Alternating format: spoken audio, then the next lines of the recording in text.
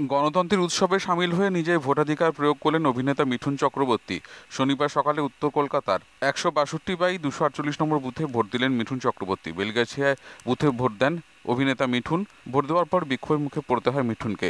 শনিবার সকালে ভোট দিতে বেরোনোর পর মিঠুন চক্রবর্তীকে দেখে চোর স্লোগান দেন তৃণমূল কংগ্রেসের কর্মী সমর্থকেরা। কলকাতা উত্তর কেন্দ্রের বেলগাছিয়া দত্তাবাগান ২২ নম্বর এলাকার ঘটনা। এদিন মিঠুন চক্রবর্তী ভোট দেওয়ার পর বলেন, শনিবার থেকে তিনি ছবির জগতে ফিরছেন। বিভিন্ন রকম অশান্তির খবর আসছিল, একটা কথা বলবো, এইসব অশান্তি ফশান্তি বলবো না। এখনো আমরা ইলেকশন কমিশনের আন্ডারে রয়েছি, এখনো আমরা ইলেকশন কমিশনের কোডের ভেতরে রয়েছি। After 6, you can ask me this question, I can answer.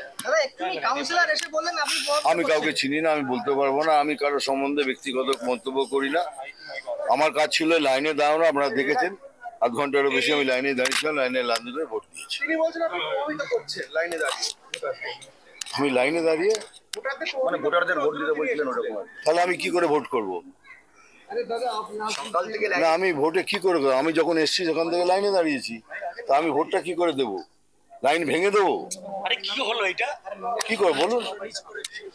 আমার কাজ অ্যাজ এ নাগরিক লাইনে দাঁড়িয়ে ভোট দেয়া, অ্যাজ এ সিটিজেন আমি লাইনে দাঁড় করেছি। আর দেখেছেন আমি almost half an hour to 40 minutes আমি লাইনে এই গরমে দাঁড়িয়েছিল। আমাকে বলেও ছিলেন, দাদা আপনি এগিয়ে যান। আমরা না, আমি যাবো না, আমি লাইনে দাঁড়িয়ে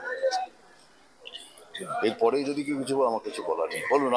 আর সেকেন্ড থিং, আর একটা ভীষণ ইম্পর্টেন্ট কথা আপনাদের বলতে চাই, আমি কোনো সময় দুটো কাজ একসাথে করি না।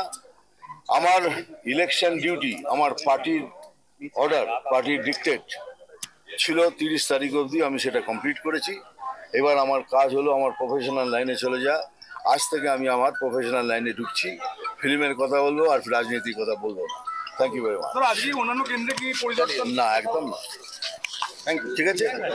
Bureau report, channel 10।